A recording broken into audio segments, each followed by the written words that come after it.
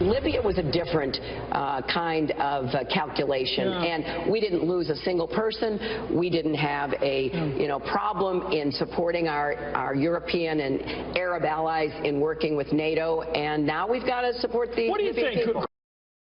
That was Hillary Clinton defending her push for regime change in Libya during a town hall. Her claim that the U.S. didn't lose anyone fails, of course, to mention the 2012 attack on the U.S. consulate in Benghazi, where 4 Americans were killed. Mercedes Schlapp is a GOP strategist, former spokesperson for President George W. Bush, and a Fox News contributor. And David Goodfriend is the former Deputy Staff Secretary to President Bill Clinton. Thank you both for joining us. Thank you. Thank you. So, David, I'll begin with you. Sean Smith, Tyrone Woods, Glenn Doherty, and Ambassador Chris Stevens. How do you forget about 4 dead Americans?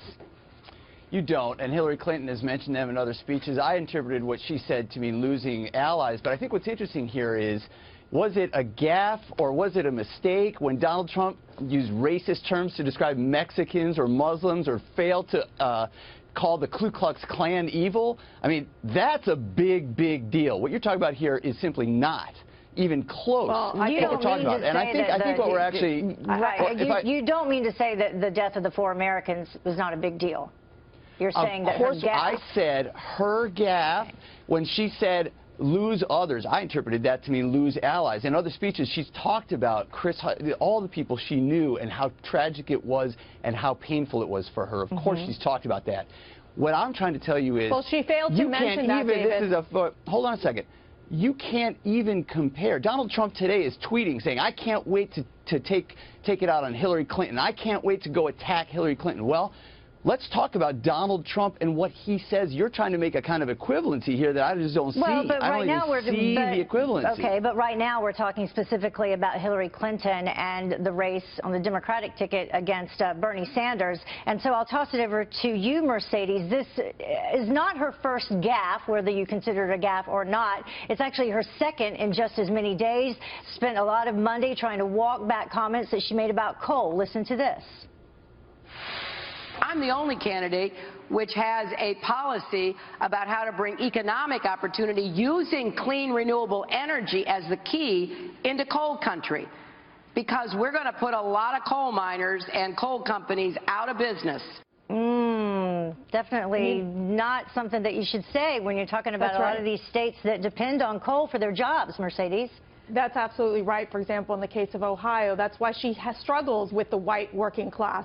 It is why she lost in Michigan, for example. It's a sort of insensitivity to what the needs are of the white working class right now, which is that they are looking at the trade policy in the case that she mentioned here about her energy policy, and they're saying, these are things that are not benefiting me. So that's why you have many of these Democrats who are part of the working class attracted to a candidate like a Donald Trump, or if they're liberal, they're going to be attracted to a Bernie Sanders.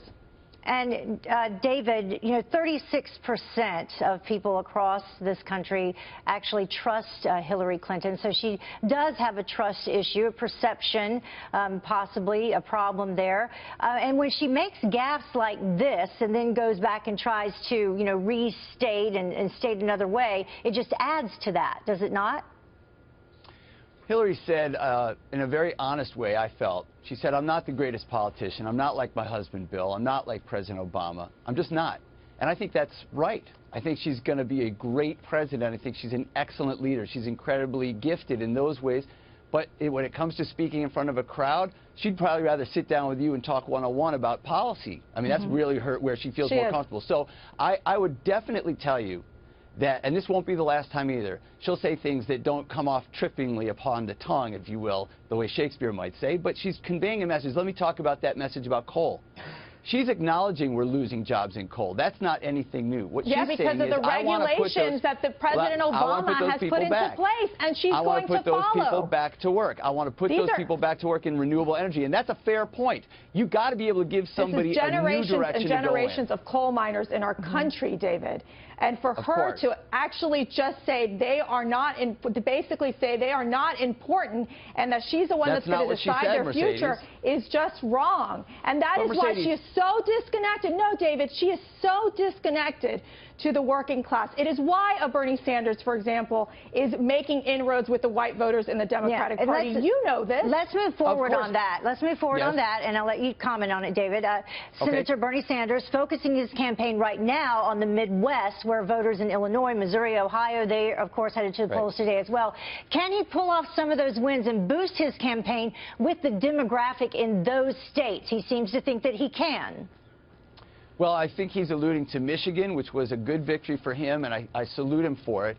I don't think the math adds up, and I'll tell you why. It's very simple. In the Democratic Party, all states are proportional. So in order for Bernie Sanders to win the nomination, he has to not only win, but win big in big states from now on.